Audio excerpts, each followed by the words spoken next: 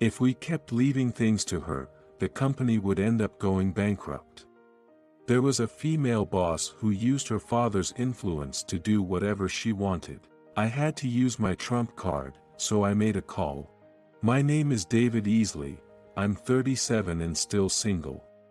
I work at a regional branch of a trading company that deals with interior goods. Our company handles items such as furniture like tables and chairs, kitchen goods, lighting, and recently, we've been putting effort into smaller ornamental plants. While I enjoy sales work, I don't have any ambition for promotion.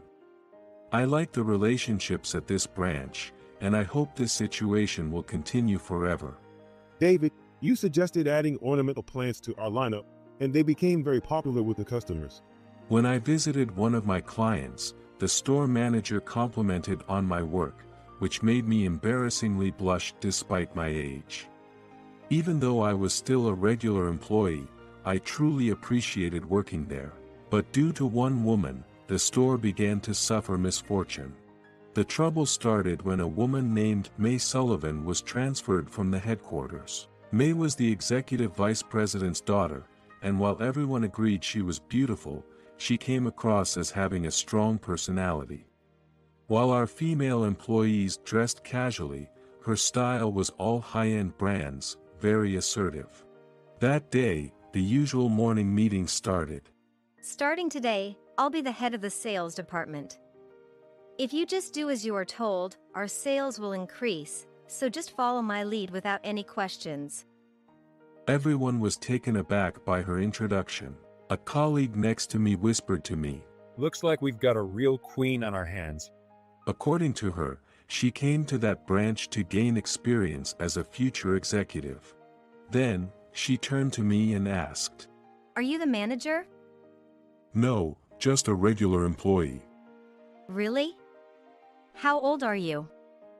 37. Are you serious? At 37, still a regular employee? It's because we keep people like you around that the company fails. She made a dismissive comment right away. Thus, I had to go along with my new boss to the store we manage. Wow, this ornamental plant display is tacky. Redo it. She was pointing at the one I had suggested, but the customers love it. I told her. That can't be true. She continued to insist. I had no choice but to rearrange everything as she said. From then on, May surrounded herself with employees who flattered her or male employees she found attractive. Meanwhile, middle-aged employees like me or those who couldn't flatter her were assigned menial tasks, clearly being treated differently. Just one person could change the whole atmosphere of the workplace. I came to understand that firsthand.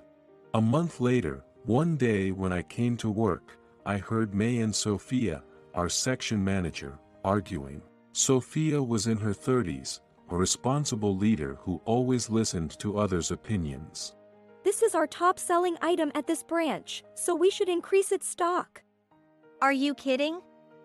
This ugly color's selling well? Just do as I say and increase these vivid colors instead. But please look at the sales data for each product. Shut up. I could even talk to Daddy about firing you, and make sure you never work in the interior design industry again. After she left, Sophia sat down on the spot. Rushing over, I heard her say, David, I don't think I can protect this department. Despite being always bright and intelligent, she was looking down with the mixed feelings of disappointment and resentment at that moment. 6 months later, Sophia had become mentally unwell and resigned from the company. Then, it was John, May's yes man, that was appointed as the new section manager. He just kept ordering everything as he was told. Next, push this product. It'll definitely catch on. Then, a regular customer who came in was surprised and honestly commented, This showroom has really changed its vibe. I liked it better before. After that, our sales predictably plummeted. Month after month, we couldn't meet the budget, and even May began to show signs of panic. It's your sales techniques that are bad. Be more aggressive. If this continues, it'll look like it's my fault. She blurted that out as if she had no responsibility. Employees started quitting one after another, unable to follow such a leader. Feeling a sense of crisis, I decided to go to the headquarters and talk directly to the human resources. Hey, isn't that David? Long time no see. The voice came from Henry on the HR floor, who had been the manager of the branch I was assigned to for about 6 months when I first joined. After his stint as a manager, he was promoted to the headquarters HR department. Though we worked together only for a short time, we were the same age and from the same hometown, so we got along well. After hearing about May, Henry made a bitter face and said, Her father is on the board of directors, and he holds a lot of shares and has strong influence. Plus, he dotes on his daughter, so he won't listen to anything against her. I'm sorry, there's nothing I can do with my limited power. He only gave me responses of resignation. As I was about to leave the room, he added, David, are you free tonight? It's been a while since we've seen each other, so let's go out for a drink. When I arrived at the place he suggested, there was an apparently stylish bar, with a white and blue color scheme, warmed by ornamental plants and lights. Nice place, right? It's a loyal customer of ours. We entered the bar and ordered a few items. Carrying that lady sure is tough. Indeed. Several employees have quit, and there's been a lot of complaints from customers. Is that so? She used to be at the headquarters, but she was making arbitrary decisions using her father's connections. Her father wanted to promote his daughter within the headquarters, but the other board members strongly opposed it. As a compromise, they decided to send her to gain experience at your branch. I understand the father's love for his daughter, but I definitely want to prevent our branch from closing at all costs. I know I have fond memories of the branch too, but I've got a wife and kids, so I can't oppose the higher upus. Henry said apologetically. I don't intend to make you walk on thin ice. Just hang in there a bit longer, and if the situation still doesn't change. After saying that, I fell silent. Oh, never mind. At that, he looked puzzled. After parting with him, I made a phone call to a certain person. Hey, it's me. Yeah, that matter. Please proceed with it. In the following 6 months, May's arbitrary decisions continued. Since she came to the branch, our sales had been on a steady decline. Its foot traffic gradually decreased. Seemingly realizing the severity, May started frequently saying, If you blame everything on me, you guys won't grow. And even began taking her frustrations out on her previously favored compliant employees. There are no competent employees here. I should just fire all of you and bring in people from the headquarters. That would solve everything. That's what she declared. I finally lost my patience with her, who was causing chaos in the company and acting recklessly. There surely are competent employees. Maybe it's just a lack of ability to utilize them properly. Besides, you don't have the authority to fire any employees. The employees listening to my statement were shocked. May turned flush with rage. What does a nearly 40-year-old man have to be so arrogant about? Don't worry, I can just talk to Daddy and he can fire you or do anything else. You're fired. All of you are fired. Even if this place goes under, it won't affect me at all. She spat out those words. Then, a colleague rushed over to me. David, that was really out of line. You should apologize. I can't afford to be fired in this situation. Turning to them, with a quiet laugh, I assured them. Don't worry. I've got your back. The following day, when May noticed my absence, she sarcastically said, That old regular employee just talked big and ran away. Just all talk, huh? Shortly after. I'm sorry I was late. Dressed in an unusually fancy suit, I approached her. What happened?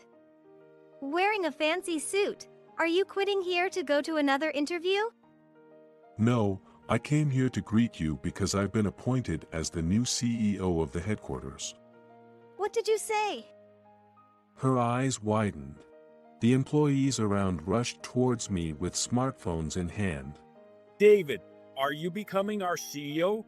I just learned on the news that our company was acquired by a major trading firm, and when I saw the new CEO looked familiar, it turned out to be you. How can this be? Why are you the new CEO? I explained everything to the employees, including May. That I am the son of the chairman of a major trading firm. That my brother would take over the headquarters, and I was told I could do what I loved. Despite being the son, I couldn't take over the family business just because I was not the first son, and continued to switch jobs without finding meaning in work. However, after joining this company, I was blessed with good colleagues and work, and for the first time, I found joy in working.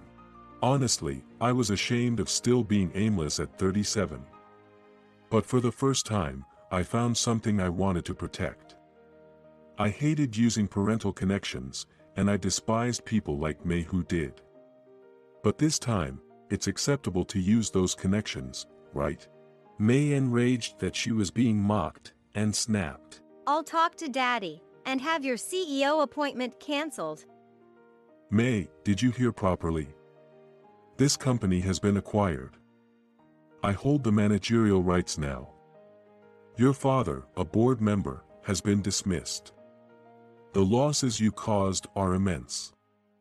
As of today, you are fired. She hurriedly contacted her father, only to confirm the truth of my words. She was dumbstruck. After she left, I contacted Sophia, the department manager who had resigned. I explained the situation and rehired her. I reached out to other employees who had left, and several returned. The branch regained its former vitality.